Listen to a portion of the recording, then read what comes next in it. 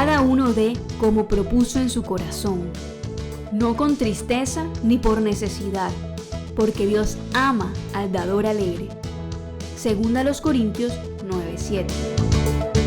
Si deseas apoyar la obra del Señor en MR, puedes hacerlo a través de consignación o transferencia electrónica a la cuenta de ahorros número 554-00000440 de Bancolombia, a nombre de Iglesia Ministerio de la Reconciliación, NIT 802-025-169-3.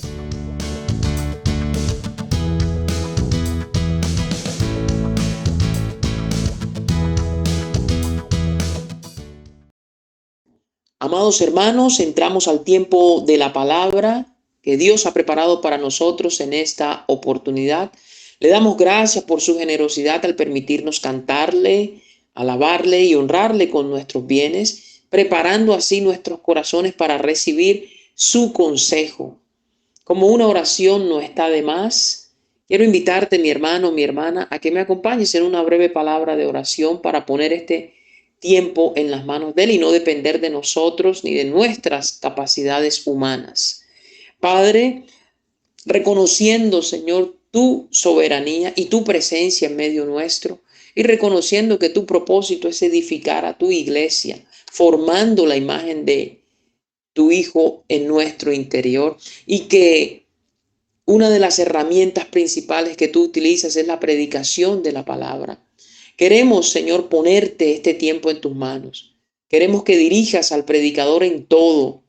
Padre, que pueda por tu espíritu trazar bien la palabra y presentarla como debe presentarla. Que al abrir su boca tú la llenes, Señor, y tú le des el mensaje que el pueblo necesita escuchar, que todos necesitamos escuchar. Padre, te pedimos que mientras esta palabra es expuesta, tú abras el corazón de todos los que la escuchan y les des la capacidad de recibirla, de asimilarla con gozo, con amor, con reverencia. Y aún más les des la capacidad, Señor, a tu pueblo para ponerla por obra. Que todo lo que tú nos instruyas hoy, lo que nos des a nivel de consejo, lo podamos asimilar y poner por obra en nuestro día a día. Te pedimos que mientras la palabra es expuesta, Señor, tú tengas a bien extender tu mano y suplir cada necesidad del pueblo con la que se ha congregado en esta oportunidad. Queremos que traiga sanidad donde se necesite sanidad, salvación donde se necesite salvación, liberación a todo aquel que esté cautivo, provisión al que esté padeciendo, Señor, dificultades económicas. Todo eso tú lo puedes ordenar y ejecutar mientras la palabra es expuesta. Nosotros nos comprometemos a darte como siempre la gloria, la honra, en gratitud por todo lo bueno y sobrenatural que tú tuvieras a bien hacer en esta oportunidad. Gracias, Señor, en el nombre de tu Hijo amado Jesucristo, te presentamos esta humilde oración. Amén y amén. Bien, mis queridos hermanos, el título en esta oportunidad para los que toman notas es Tomando toda la armadura de Dios, parte 2. Repetimos, para los que toman notas, Tomando toda la armadura de Dios, parte 2 es el título de esta enseñanza. En un mensaje anterior, que obviamente era la parte 1, cubrimos las 3 primeras piezas que constituyen lo que la Biblia llama la armadura de Dios. En esa ocasión hablamos del cinturón de la verdad, de la coraza de justicia y del calzado del apresto del evangelio de la paz. Mencionábamos que lo que hacía el apóstol Pablo a través de esta enseñanza que el Espíritu le dio era utilizar algo del mundo físico como imagen, como símbolo, como representación de verdades espirituales, de disciplinas espirituales que son invisibles, que no se ven. Entonces él echó mano de lo que fuera el atuendo o el uniforme o la armadura de un soldado romano de la época. Y cada pieza que constituía esa armadura, Pablo la utilizó para representar algo espiritual en lo que nosotros debemos ejercitarnos. Y que al hacerlo, eso iba a representar una especie de coraza, una especie de armadura para protegernos a nosotros contra las acechanzas del diablo y poder luchar contra toda estrategia de él y de sus secuaces, preparada en contra del avance del reino y en contra de la vida del Espíritu en nosotros. Decíamos en esa oportunidad que Pablo comparaba el cinto, el cinturón con el que se ceñía un soldado romano con la verdad. Y decíamos que eso hacía referencia a que nosotros como creyentes deberíamos ser honestos en todo tiempo, transparentes, irreprensibles, sin engaño, andar siempre en la verdad. A eso se refería Pablo, que debíamos estar siempre ceñidos nuestros lomos con la verdad. Debíamos hablar siempre con honestidad, sin hipocresía, sin simulación, con el prójimo, adornando, decíamos en esa oportunidad, la doctrina con el proceder, modelando a Cristo a otras personas a nuestro alrededor. Eso representaba ceñirse en los lomos con la verdad.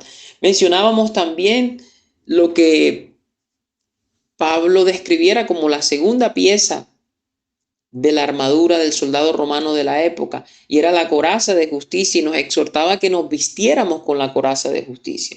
Explicábamos que eso tenía que ver con el ser humildes para aceptar la justicia que viene de Dios por la fe. No la justicia que depende de nuestras obras o de mérito alguno nuestro, sino la que viene de Dios por la fe.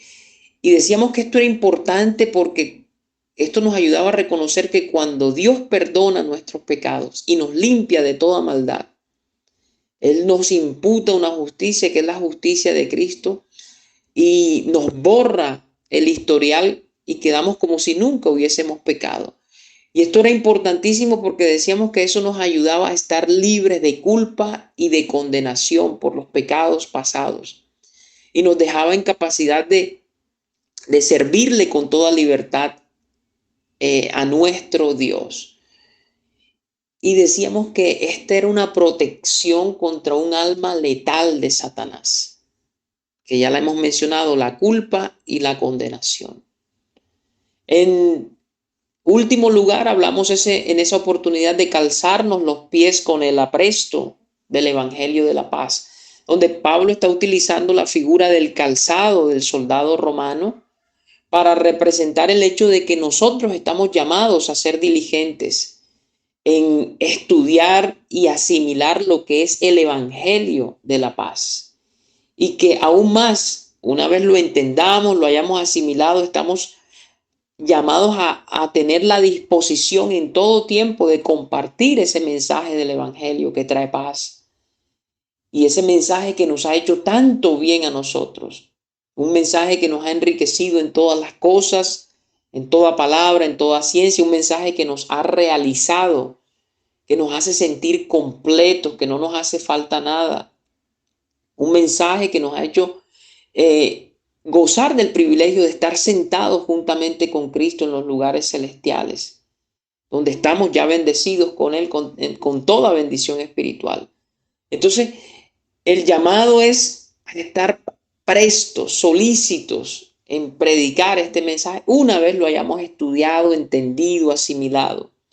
Y estos tres aspectos de la armadura fueron los que se compartieron en la primera parte y que si nos ejercitamos, en ellos, juntamente con los tres aspectos que vamos a tocar en el día de hoy, la salvación, la fe y la palabra de Dios, agregando a todo esto oración sin cesar, estas disciplinas, estas verdades espirituales van a actuar en nosotros como una armadura que nos protegerá de ser lesionados, de ser heridos durante los ataques y las acechanzas del diablo, y que nos equipará no solo para defendernos, sino también para atacar y para vencer al maligno y para enfrentar, como decíamos en esa oportunidad, firmes el día malo cuando éste viniere a nuestras vidas. Este es un resumen de lo que se cubrió en esa primera parte. Si no has tenido tiempo de escucharla, te invito a que vayas a la página Se titula Tomando toda la armadura de Dios, la parte 1. En esta oportunidad, habiendo concluido el resumen, estaremos explicando lo que representan el yelmo de la salvación, el escudo de la fe y la espada del Espíritu, que es la palabra de Dios. Así que quiero invitarte a la lectura del texto principal. Ya lo hemos leído al principio en la apertura de este tiempo, pero vamos a leerlo nuevamente. Efesios capítulo 6, versículo 10 en adelante. Dice: por lo demás, hermanos míos, fortaleceos en el Señor y en el poder de su fuerza. Vestíos de toda la armadura de Dios para que podáis estar firmes contra las acechanzas del diablo. Porque no tenemos lucha contra sangre y carne, sino contra principados, contra potestades, contra los gobernadores de las tinieblas de este siglo, contra huestes espirituales de maldad en las regiones celestes. Por tanto, tomad toda la armadura de Dios para que podáis resistir en el día malo, y habiendo acabado todo, estar firmes. Estad pues firmes, ceñidos vuestros lomos con la verdad y vestidos con la coraza de justicia, y calzados los pies con el apresto del evangelio de la paz. Sobre todo, tomad el escudo de la fe, con que podáis apagar todos los dardos de fuego del maligno. Verso 17. Y tomad el yelmo de la salvación y la espada del Espíritu, que es la palabra de Dios. Y terminamos con el verso 18, orando en todo tiempo, con toda oración y súplica en el Espíritu, y velando en ello con toda perseverancia y súplica por todos los santos. Palabra de Dios. Quiero, mis hermanos, antes de entrar a cubrir estas tres piezas de la armadura que nos hacen falta, que revisemos juntos el contexto en el que el apóstol Pablo trajo esta preciosa enseñanza, esta poderosa enseñanza. Y es que, mi hermano, con cada entrega de este tema, el Señor nos va ampliando el entendimiento de lo que es la lucha del cristiano, como la describe la Biblia, sin entrar en desequilibrio, ni para derecha ni para izquierda, sino como la Biblia establece que es esa lucha. En días pasados, nuestro hermano Jairo Nieto, anciano del ministerio, y nuestro hermano y anciano también Fernando González trajeron sendos temas sendas predicaciones relacionadas con este tema. El de nuestro amado hermano Jairo Nieto se tituló La batalla espiritual por la mente, y nuestro hermano Fernando, por su parte, predicó La espada del Espíritu. La invitación es a que, si no lo has hecho, escuches estos poderosos mensajes. Pero en esta oportunidad el Señor nos trae otros cortecitos. Y antes de cubrir los otros tres elementos de la armadura, quisiera hablar del contexto, como lo he mencionado, en el que fue escrita esta enseñanza por parte del apóstol Pablo. Él la escribió como parte de una carta que le envió a los hermanos en Éfeso. Por eso se llama la carta a los Efesios. Y si la analizamos, lo que el apóstol Pablo escribió en los capítulos anteriores al capítulo 6, que es donde está la enseñanza de la armadura de Dios, encontraremos el cuadro completo de lo que representa la lucha del cristiano. Permítame, mi hermano, mi hermana, hacerle una panorámica rápida de los capítulos precedentes en la carta a los Efesios, los que anteceden la enseñanza de Efesios 6:10 en adelante. En los capítulos 1 y 3, Pablo les está diciendo a los creyentes y a nosotros cada vez que abrimos esta carta para leerla: miren, esto es lo que ustedes son en Cristo. Esto es lo que Dios ha depositado, les ha entregado ya a ustedes en Cristo Jesús. En primera medida, ustedes están bendecidos con toda bendición espiritual en los lugares celestiales. Eso está en Efesios 1:3. Ustedes han sido redimidos porque en Él tenemos redención por su sangre, el perdón de pecados según las riquezas de su gracia. Efesios 1:7. Ustedes han sido sellados con el Espíritu Santo de la promesa, después de recibir salvación y de haber creído en Él. ¿Cómo así sellados? Bueno, Dios los identificó a ustedes como suyos, como que le pertenecen a Él, ¿Y cómo lo hizo? Dándoles el Espíritu Santo. Eso es como un sello que Él les puso a ustedes.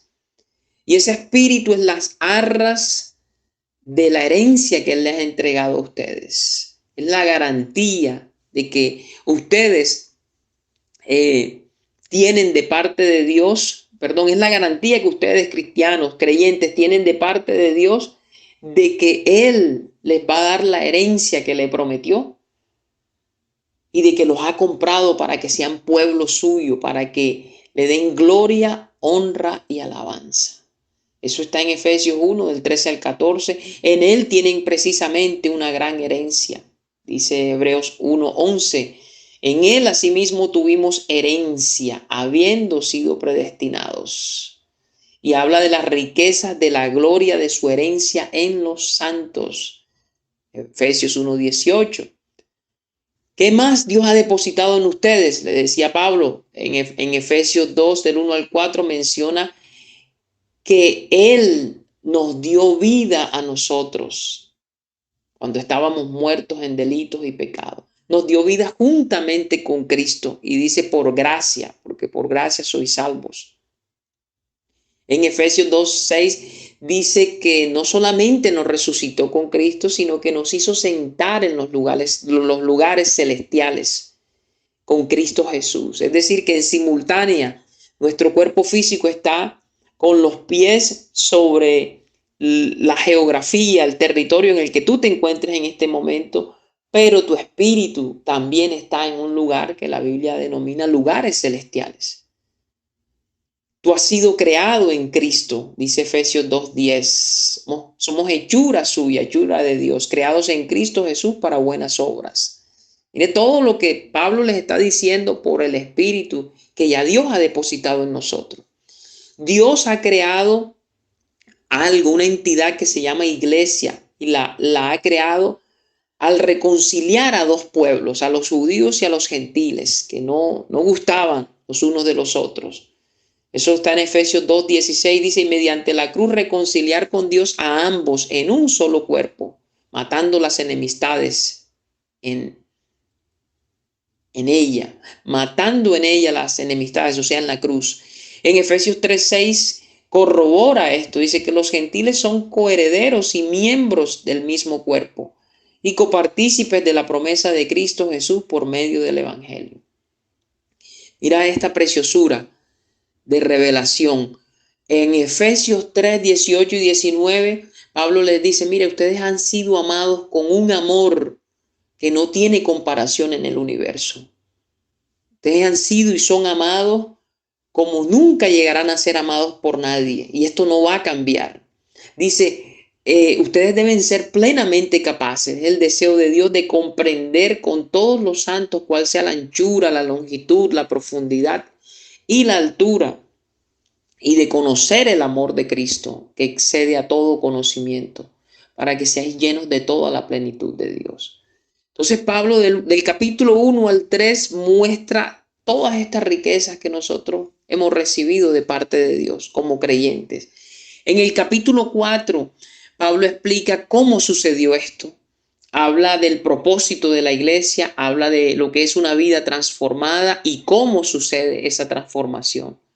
En ese capítulo 4, Pablo también les dice, bueno, mire, a la luz de todo lo que Dios ha hecho por ustedes, yo lo que les pido, lo que quiero de ustedes es que anden como es digno de su llamado, como es digno de su vocación. Está en Efesios 4 que dice, yo pues preso en el Señor, os ruego que andéis como es digno de la vocación con que fuisteis llamados. O sea, con toda humildad y mansedumbre, soportándoos con paciencia los unos a los otros en amor. Y en el verso 27, ya no lo ruega, sino lo requiere. Dice, esto pues digo y requiero en el Señor, que ya no andéis como los otros gentiles que andan en la vanidad de su mente. O sea, Pablo lo que está haciendo aquí en el capítulo 4 es entregándole a nosotros los creyentes una responsabilidad. Después de haber detallado los beneficios que Cristo alcanzó por nosotros o para nosotros, ahora nos dice, bueno, ustedes tienen con base en ese conocimiento que vivir de una manera en la que sus creencias y su comportamiento cuenten la misma historia. Es decir, ustedes tienen que demostrar que lo que creen, aquello que dicen que creen y la manera en la que viven y se comportan, tienen que coincidir, tienen que concordar. Eso es lo que yo requiero de ustedes. En el capítulo 5 y en los primeros 9 versículos del capítulo 6, Pablo habla de andar en amor, andar en pureza, andar en luz, andar en sabiduría, ser llenos del Espíritu Santo, y muestra cómo debe verse esa llenura del Espíritu Santo en un creyente manifestada en su matrimonio, es decir, en el trato con su esposa. Cómo debe ser manifestada esa llenura, ese andar en luz, andar en amor, andar en pureza, en sabiduría, en el trato con sus hijos.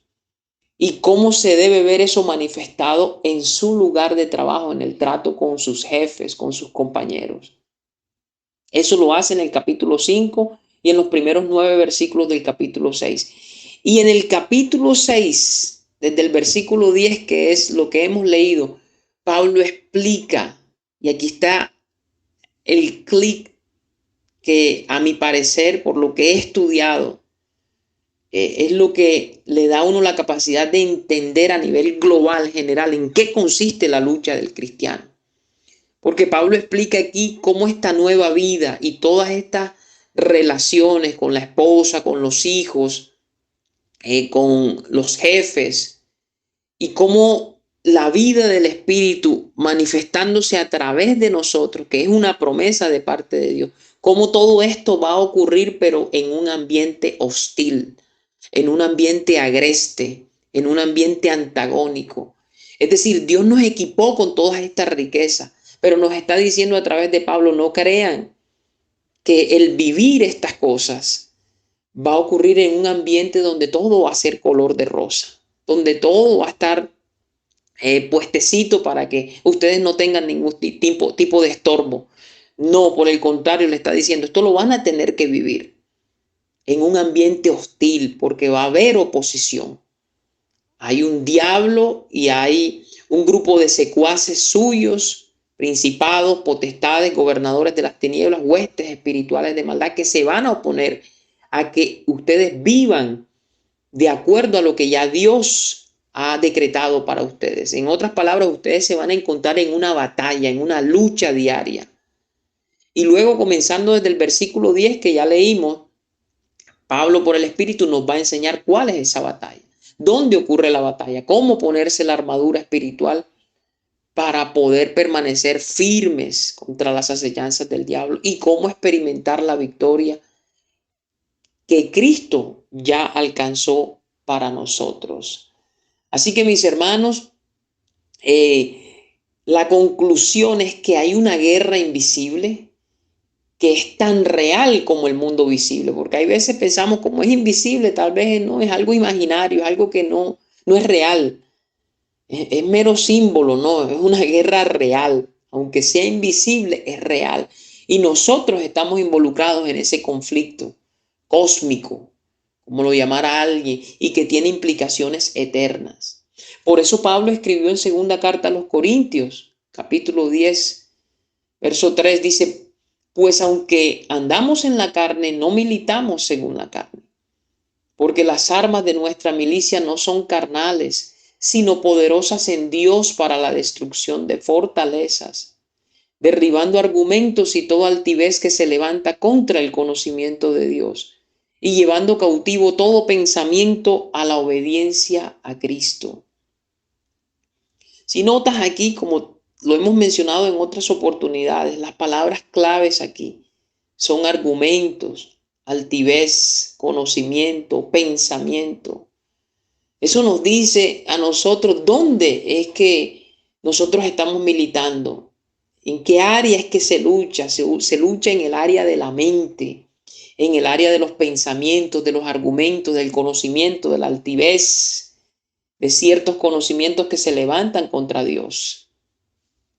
Entonces, con esto, con esta puesta en contexto, lo que hemos intentado hacer es que entendamos que la mayor parte de ese conflicto, de esa lucha, no es como tradicionalmente La iglesia evangélica lo ha imaginado. La iglesia evangélica ha imaginado que el grueso del conflicto se lleva a cabo en una sesión de liberación solamente. Ya, eso es la lucha, no es más nada. En el vómito, en las convulsiones, en las voces extrañas que salen de la boca de las personas demonizadas cuando están siendo libres. Se ha creído que ese es el centro del conflicto y ciertamente eso hace parte del conflicto. Cristo ministró más liberación que muchos que han venido después de él. Es decir, no estamos hablando en contra de la liberación. Esto tiene su lugar en la lucha espiritual con las tinieblas. Este mismo servidor hace muchos años pasó por una sesión de liberación fuertísima que se prolongó por horas y que acabó con el escepticismo que reinaba en mi vida en cuanto a estas cosas espirituales y acabó con el escepticismo de mi papá, que ya partió a la presencia del Señor, que había sido adoctrinado en un concilio donde no se le daba la importancia que la Biblia le da a este aspecto de la vida espiritual, que es la liberación, la expulsión de demonios. Así que no estamos negando esta realidad, la hemos vivido de primera mano. El Señor nos ha hecho libres, pero lo que quiero que entendamos es que el grueso de esta lucha no se da en estas sesiones de liberación. El grueso de la lucha se da en la mente del cristiano diariamente, porque el diablo no descansa. El diablo ataca sin cesar y ataca, bombardea la mente con todo tipo de estrategias, de pensamientos, de argumentos y de conocimientos extraños. Es ahí donde Pablo está diciendo, necesitamos una armadura. Necesitamos pararnos firmes. Porque Pablo está corroborando aquí lo que el Señor revela en otras partes de la Biblia. Pablo está corroborando que hay seres de maldad, que hay seres de las tinieblas que no son carne, que no son sangre, no son seres humanos y que tienen controlados y manipulados los asuntos del mundo. La política, el comercio, la economía, la ciencia, el arte, la educación, la filosofía, todo está bajo el maligno, de acuerdo a lo que dice la Biblia. Por lo menos primera de Juan 5:19 dice que el mundo entero está bajo el maligno. Bajo el maligno. Y Apocalipsis 12:9 dice que Satanás engaña al mundo entero. Eso puede parecer exagerado a algunos, ¿no? Es una afirmación exagerada. Mi hermano, pero déjame decirte que no es exagerado porque es bíblico. Y uno solamente es echar un vistazo a las noticias, a lo que pasa a tu alrededor y sabrás que a pesar del avance de la ciencia, avance de la tecnología, a pesar de todo el saber y la inteligencia del hombre y cómo se ha desarrollado a lo largo de los siglos, a pesar de las riquezas y el poder financiero de las naciones, nada, el ser humano no da para poder solucionar los problemas de la raza. No hemos dado. ¿Por qué? Porque es que Satanás tiene un sistema implantado en el que se ocupa de mantener engañado al mundo entero, pero al cristiano no. Porque Pablo dice, el cristiano ha sido equipado con una armadura y se puede defender y se tiene que defender y tiene que atacar. Así que aquí entramos en este momento en el análisis de las otras tres piezas que hacen falta. Hemos puesto el contexto para que entendamos esta guerra que es real, dónde es que el grueso de la batalla se lleva a cabo, y es en nuestra mente, en nuestro diario vivir. Así que en la medida que revisemos la pieza del escudo, las piezas de la armadura, que en esta oportunidad van a ser el escudo de la fe, el yelmo de la salvación y la espada del Espíritu, vamos a ir entendiendo cuáles son esas estrategias del diablo que él emplea para tomarnos la mente a diario y de las cuales tenemos que estar conscientes y defendernos con la habilidad que el Espíritu Santo nos da. Entonces entramos al escudo de la fe.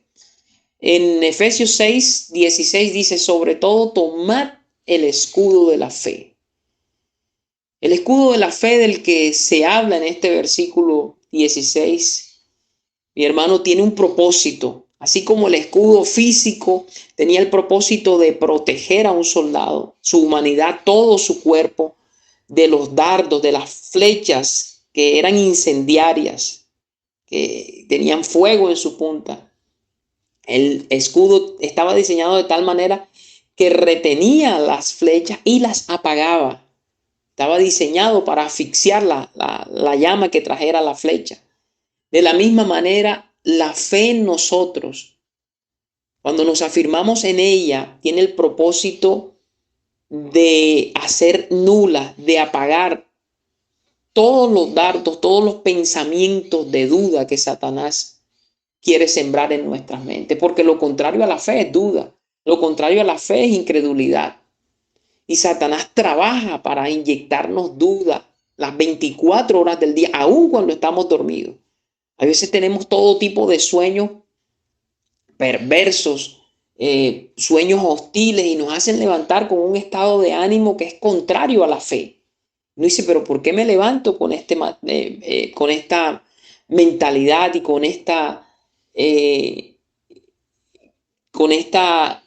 ¿cómo lo ponemos? Con este ánimo que es contrario a lo que ya yo he recibido en Cristo. Bueno, Satanás ha estado trabajando aún de noche para inyectarte duda. Él intenta que dudemos de la fidelidad de Dios y de la veracidad de su palabra. ¿Cómo lo hace, mi hermano? En forma de pensamiento. Él tal vez no te habla de manera audible, pero te bombardea. Con que Dios ha dicho que has sido bendecido con toda bendición espiritual. Sí, ¿dónde están esas bendiciones? Mira que ya viene el pago del arriendo. Mira que ya viene la cuota de la hipoteca. Mira que el préstamo del carro. Ya te van a pasar la siguiente cuota. ¿Dónde están esos recursos? ¿Dónde están las bendiciones? Y a través de esos pensamientos hace que tú empieces a entrar en ansiedad, en afán, y a dudar de la fidelidad de Dios, a dudar de lo que está escrito. Pero ¿cuál debe ser tu reacción? Bueno, levantar el escudo de la fe. ¿Fe en qué? Fe en lo que tú te imagines, no, fe en lo que está escrito. Entonces vienen esos dardos y tú levantas el escudo y tú dices, mi Dios pues suplirá todo lo que nos haga falta a nosotros, sus hijos, conforme a sus riquezas en gloria. Mi confianza, le dices tú al diablo, no está en las riquezas que son inciertas, sino en el Dios vivo, que nos da todas las cosas en abundancia para que las disfrutemos. Así que Dios suplirá para la cuota, para el arriendo, para lo que yo necesite pagar. Vete de aquí, Satanás. Así levantamos el escudo de la fe. Fe en las promesas de nuestro Dios. Te siembra mentiras en cuanto a tu identidad. Tú eres un don nadie. Tú nunca llegarás a conseguir nada. Tú siempre serás un arruinado, un olvidado por allá. Nadie te tiene en cuenta. Tú levantas nuevamente el escudo de la fe y dices, yo he sido enriquecido en todas las cosas, en toda palabra y en toda ciencia. Yo estoy realizado en Cristo Jesús. A mí no me hace falta nada. Y yo sé que la Biblia dice que no hay justo desamparado ni su descendencia que mendigue pan. Ni yo ni mi descendencia sufriremos. Vete, Satanás. Levantamos el escudo de la fe. Y es porque esas dudas, mis hermanos, esa incredulidad que como dardo Satanás nos lanza, son solamente apagadas por la fe en sus promesas. Y al hablar, al proclamar esas promesas que ya Él nos ha revelado en su palabra. Jesucristo está en contra de la incredulidad porque no lo ve como algo mínimo, no lo ve como no, eso es una mera debilidad del carácter. Jesucristo le dijo en cierta ocasión a Tomás, no seas incrédulo, sé creyente, ten fe. En Hebreos 3:12 dice, mirad hermanos que no haya en ninguno de vosotros corazón malo de incredulidad para apartarse del Dios vivo. Porque mi hermano, la incredulidad, si tú la toleras, si tú la alimentas, te lleva a apartarte de Dios. Entras en afán, en angustia, en ansiedad, en miedo, dudas y empiezas a proceder locamente, neciamente, separado del consejo de Dios. E incurres en todo tipo de pecado. De hecho, Cristo dijo que el no creer en Él era pecado. Dijo en Juan 16, 8, 10, que cuando viniese el Espíritu Santo, parte de su ministerio era convencer al mundo de pecado, de justicia y de juicio. Y en el verso 9 dice, de pecado por cuanto no creen en mí. Así que la falta de fe, que es la que Satanás quiere inyectarnos, nos hace entrar en el terreno del pecado. Romanos 14, 23, hablando de cierta situación en cuanto al qué comer, dice lo siguiente, el apóstol Pablo nuevamente escribiendo, pero el que duda sobre lo que come es condenado porque no lo hace con fe. Y dice, esta última parte es donde me quiero centrar, y todo lo que no proviene de fe es pecado. Así que Satanás sabe lo que hace cuando te manda los dardos para inyectarte duda, para debilitar tu fe. Él dice, lo voy a meter en el terreno del pecado, lo tengo que meter. Tu propósito debe ser levantar el escudo de la fe, proclamar las promesas de Dios en esos momentos que eres atacado, y esos dardos y su fuego maligno van a ser asfixiados. Y nosotros tenemos una garantía preciosa, mi hermano. ¿Cuál es esa garantía? Nuestra garantía es que nuestra fe, Cristo es el autor y consumador de esa fe, lo dice Hebreos 12:2. O sea, el mismo Cristo es el que produce en nosotros la fe, y a Cristo nada le queda mal. Y el mismo Cristo es el que la perfecciona, porque eso de consumador es el perfeccionador, el que la completa, si hace falta algo. Y eso, mi hermano, actúa como un escudo precioso, sólido, fuerte, sustancial. ¿Y cómo opera eso, mi hermano? Bueno, ese Hebreos 12:2 te lo dice, puestos los ojos en Jesús, el autor y consumador de la fe. Así que tú y yo tenemos que vivir con los ojos, con la mirada puesta en Jesús. Pero es invisible, mi hermano, él no lo vemos. Bueno, pero son los ojos del Espíritu, porque Moisés se sostuvo como mirando al invisible.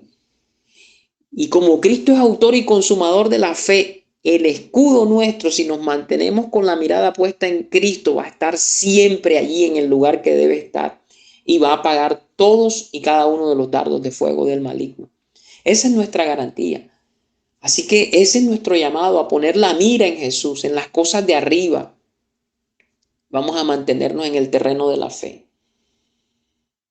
La siguiente pieza que vamos a cubrir en esta oportunidad es el yelmo de la salvación. En ese mismo versículo, en el versículo 17 de Efesios 6 dice, y tomad el yelmo de la salvación. Yelmo es un casco que utilizaban los soldados en aquella época. Y en este versículo lo que Pablo está hablando es de la protección de la cabeza, primero a nivel físico. En ese tiempo la cabeza era protegida por un casco físico, la mantenía blindada, ya que es una parte crítica del cuerpo, en el plano de lo físico. Ahora, en el plano de lo espiritual podríamos decir que nuestra forma de pensar necesita ser protegida, necesita ser preservada. Nosotros, al haber sido salvados, en cierta forma, somos los únicos que tenemos la opción y la capacidad de recibir, de asimilar la mente de Cristo. Pablo lo dice. En 1 Corintios 2:16 dice, porque ¿quién conoció la mente del Señor? ¿Quién le instruirá? Dice, mas nosotros tenemos la mente de Cristo. Es decir, un inconverso no puede decir esto. Un inconverso tiene la mente de Adán, la que tú y yo teníamos antes de ser salvos. Entonces, esta mente necesita ser preservada en nosotros, necesita ser protegida. Ahora, esto de asimilar la mente de Cristo en su totalidad no ocurre instantáneamente. Se requiere de nosotros una renovación en esa área. ¿Y que viene cómo? Viene con la meditación en la palabra, con la oración, con el vivir en santidad. Pero debe haber una renovación. En Efesios, precisamente, pero en capítulo 4:22 dice, en cuanto a la pasada manera de vivir, despojaos del viejo hombre que está viciado conforme a los deseos engañosos, y renovaos en el espíritu de vuestra mente, y vestidos del nuevo hombre, creado según Dios en la justicia y santidad de la verdad. Entonces, mis hermanos, la cabeza es el asiento de la mente. Una mente cuando ha asimilado, cuando se ha agarrado, cuando ha asido o se ha asido de la esperanza segura del evangelio de la vida eterna, cuando una mente está clara en la salvación que Cristo le ha otorgado, cuando una mente sabe que ha sido salvada, esa mente nunca va a recibir las falsedades que Satanás sugiere en el día a día. Es una mente que va a estar protegida, es una mente que va a estar blindada. Es decir, el estar claros en la doctrina de la salvación, en lo que Cristo ganó por nosotros, va a blindar nuestra mente en contra de las falsedades del diablo, en contra de las tentaciones y sugerencias que él hace para que nosotros sigamos un evangelio diferente. Y como dice Pablo en Gálatas, no que haya otro evangelio, sino que hay ministros de Satanás que lo pervierten en el evangelio. Pero cuando tú tienes el yelmo de la salvación, tú estás claro en la doctrina de la salvación, tú sabes de qué te salvó Cristo, por qué te salvó, cómo te salvó, qué implica esa salvación. Tú vas a tener un estilo de vida en línea con lo que está escrito y vas a ser librado, guardado de querer entrar en otros estilos de vida diferentes que son promovidos por Satanás. Ahora, la persona que no ha sido salvada no tiene este yelmo. La persona que no ha sido salva no tiene cómo proteger su mente de los golpes constantes que Satanás da a través de las falsas enseñanzas, de las doctrinas de demonios que abundan hoy en internet, en redes sociales, en la televisión, en la radio. No hay forma. Porque el inconverso, el que no ha sido salvo, no tiene este yelmo. Este yelmo es de salvación para los que hemos sido salvados. Un inconverso no tiene la capacidad que tienes tú y que tengo yo cuando por el Espíritu nos ejercitamos y sabemos discernir las verdades espirituales de los engaños espirituales. Nosotros se nos ha dado la capacidad, si nos alimentamos con el alimento que es de tener los sentidos ejercitados en el discernimiento del bien y del mal. Eso es gracias a que somos salvos, gracias a que tenemos la mente de Cristo. Tenemos que salvaguardar esa mente. ¿Y de qué la salvaguardamos? Bueno, nuevamente, Satanás es experto en sembrar mentiras. Y en todas las áreas, mis hermanos, en todas las áreas. Pero cuando tú estás claro de la salvación, tú no te dejas mover. Satanás, por ejemplo, te hará sentir que si obtienes ciertas cosas, solamente si las obtienes vas a sentirte realizado y pleno. Si las alcanzas, vas a ser una persona de éxito. Si no, no. Y eso lo va taladrando a través de los medios de comunicación, los comerciales, las propagandas, las series de televisión, los comentarios de los opinólogos que abundan hoy en internet, y te va inyectando ideas si tú no tuvieses el yelmo bien puesto.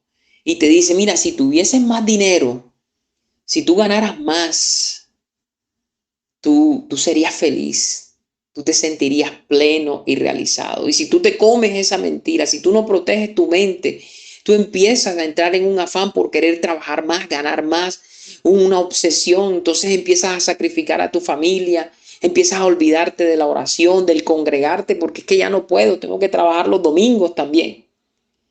Porque te ha inyectado el veneno de que tienes que ganar más. Si tienes una empresa, te dice, mira, si tú facturas más mes a mes, si tú vendes más mes a mes, tú vas a ser más feliz. Y hace que los empresarios cristianos entren también en esa carrera sin fin e improductiva de creer que cuanto más ganemos, más felices y plenos nos sentiremos.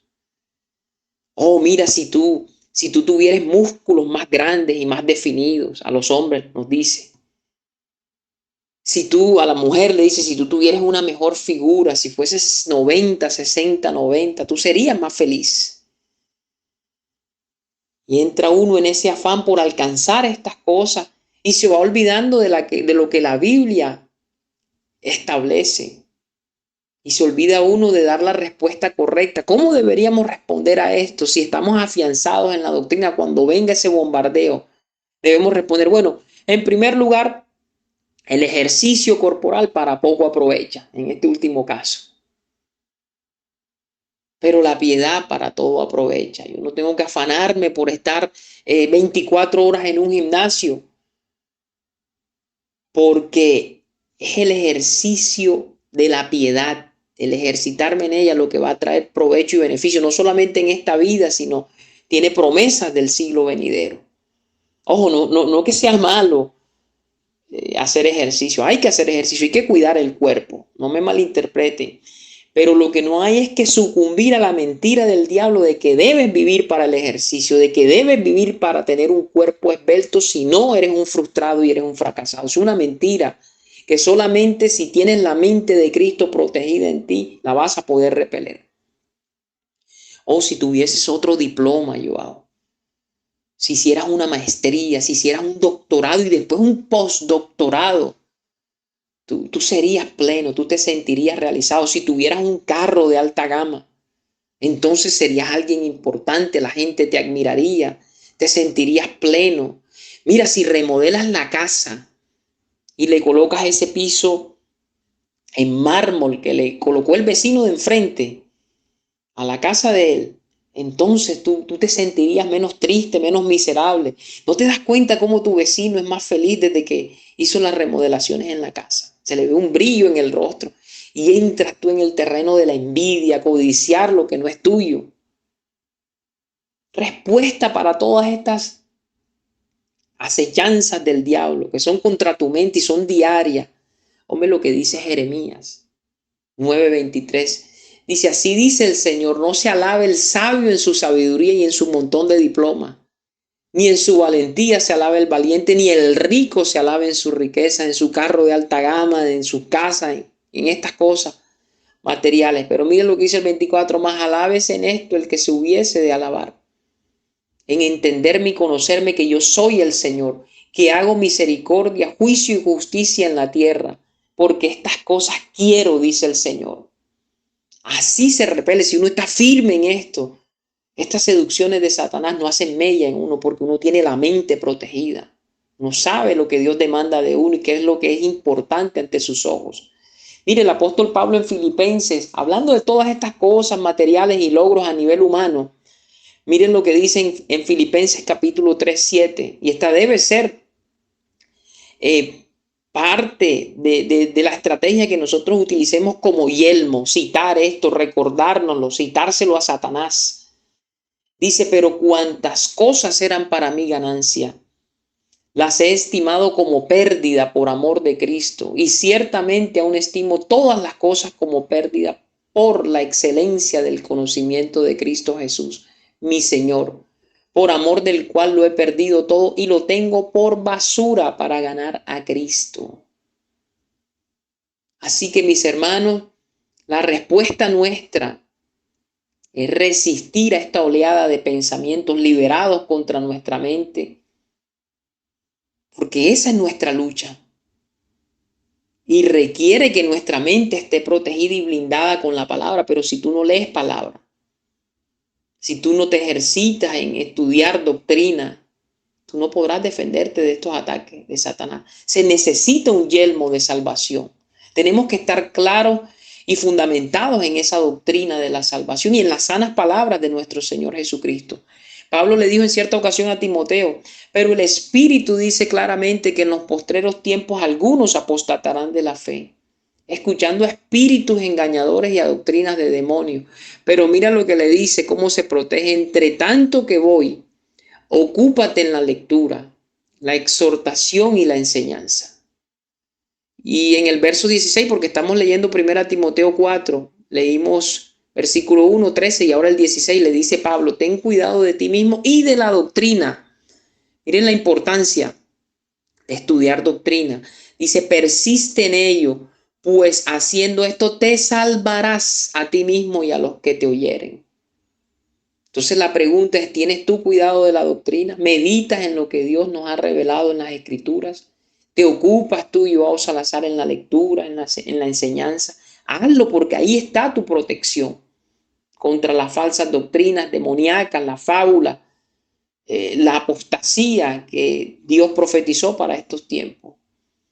Así vamos a estar equipados para discernir lo que es bueno, de lo que es malo, lo que es verdadero, de lo que es mentiroso. Ese es nuestro yelmo. Y el tiempo avanzado, mis hermanos, quedan 5 minutos para hablar de la espada del Espíritu, que también está en el versículo 17. Y de esta última pieza no diré mucho, pues Dios ya trajo en días pasados un poderoso mensaje a través de nuestro hermano y anciano Fernando González, como lo mencionamos al principio, la espada del Espíritu. Te invito a que lo escuches nuevamente o que lo escuches por primera vez si no lo has hecho, de fecha de octubre 26 de 2022. Pero lo único que quiero decir es que en este versículo la interpretación está dada en el mismo versículo, porque te dice qué es lo que significa la espada del Espíritu. Es la palabra de Dios.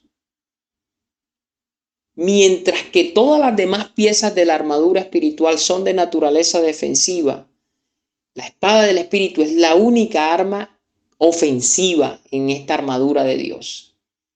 Esto habla de la santidad, del poder y la contundencia que tiene esa palabra de Dios. Recuerden que la palabra de Dios son las únicas que son espíritu y son vida. No puedes tú, mi hermano, concebir un arma más poderosa, un arma espiritual, me refiero, de mayor contundencia que la palabra de Dios.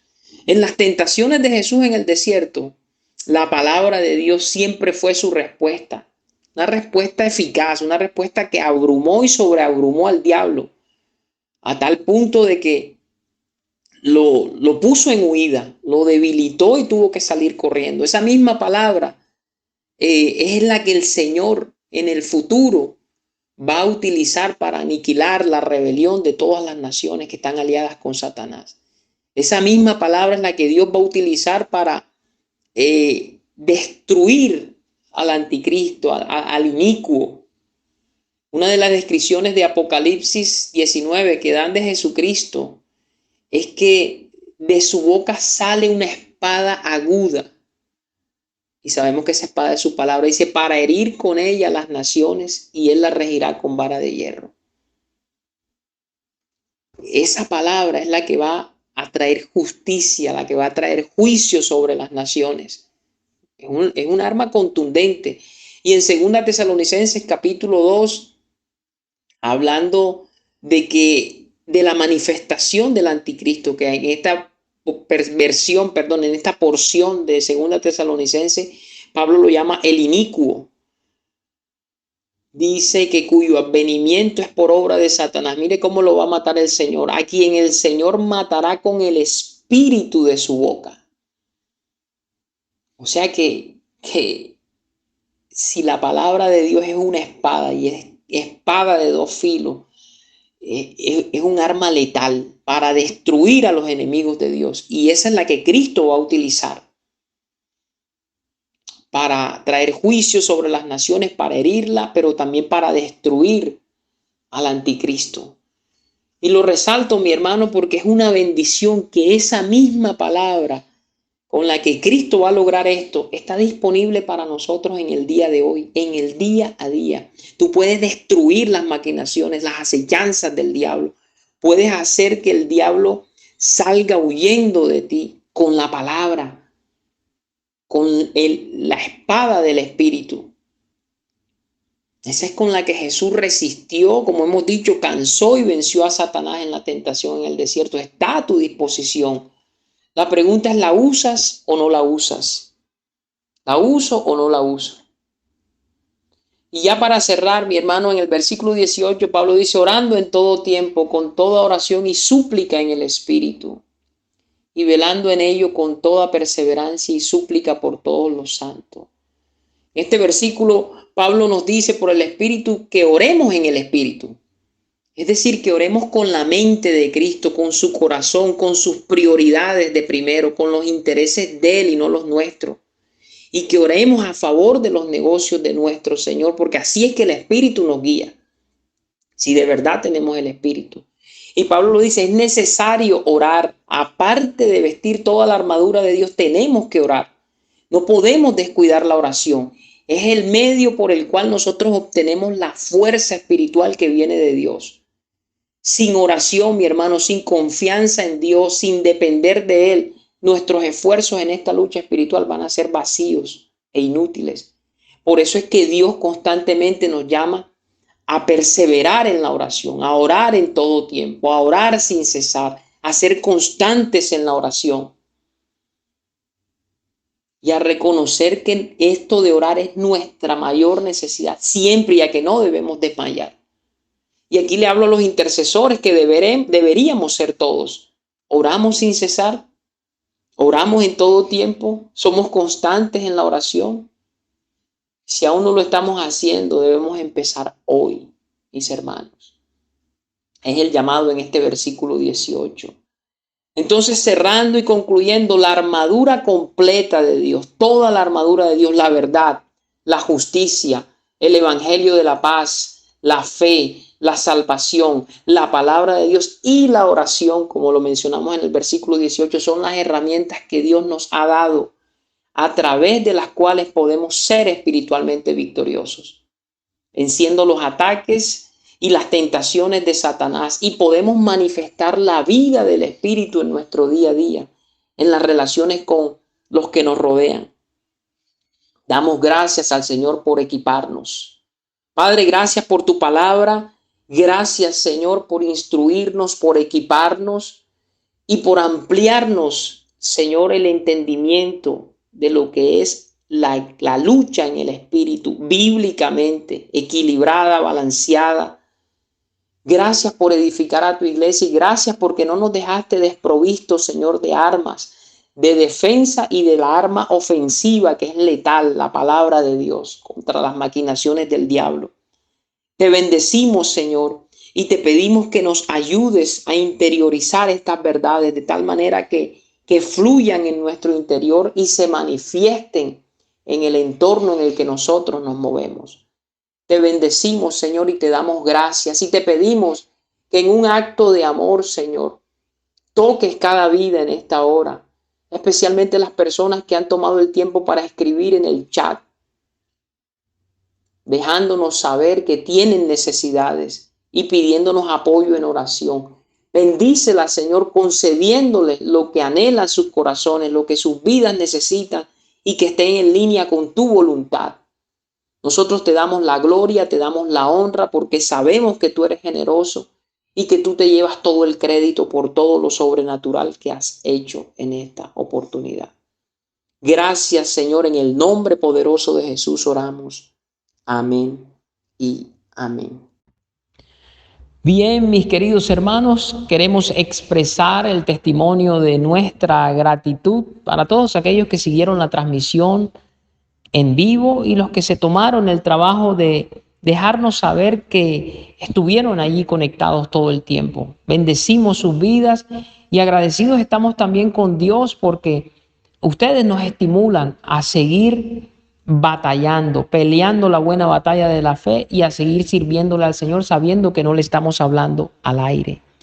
Gracias a nuestros pastores por la confianza brindada una vez más para que este servidor fuese el portador del mensaje en esta oportunidad.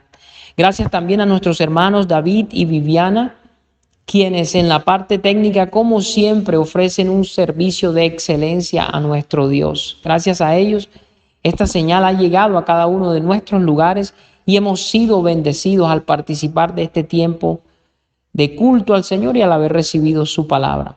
Para ellos, las ricas bendiciones del cielo pedimos durante esta semana. Queremos recordarte, si aún no lo has hecho, que te suscribas a nuestro canal y actives las campanitas de notificaciones para que no te pierdas ninguna de nuestras transmisiones, para que no te pierdas el servicio de los domingos, que empieza a partir de las 11 de la mañana, un servicio dominical de culto, de alabanza y de predicación de la palabra. Para que no te pierdas tampoco nuestro servicio acostumbrado de alabanza y predicación de los días miércoles a partir de las 8 de la noche. Ni te pierdas tampoco nuestro servicio de oración de los días viernes a partir de las 8 de la noche. Queremos recordarte también que si aún no lo estás haciendo, nos sigas en nuestras redes sociales.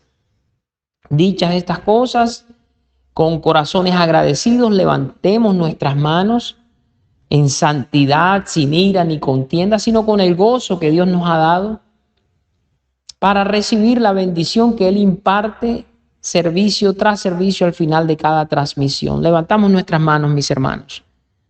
La gracia de nuestro Señor Jesucristo, el amor de Dios y la comunión del Espíritu Santo sea con el ministerio de la reconciliación. Y todo el pueblo dice, amén. Y procedemos a saludarnos los unos a los otros en el vínculo perfecto del amor. No queda más, mi hermano, que desearle que las horas y minutos que le resten a este día ustedes los puedan disfrutar al máximo en el Señor, que tengan una buena noche con su respectivo descanso y un mejor y bendecido despertar. Hasta una próxima oportunidad. Bye bye.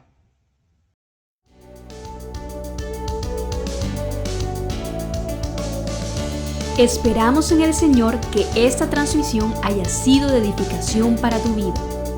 No olvides suscribirte y seguirnos en nuestras redes sociales. Te esperamos en una nueva ocasión. Iglesia, Ministerio de la Reconciliación, llenando la tierra del conocimiento de la gracia de Dios.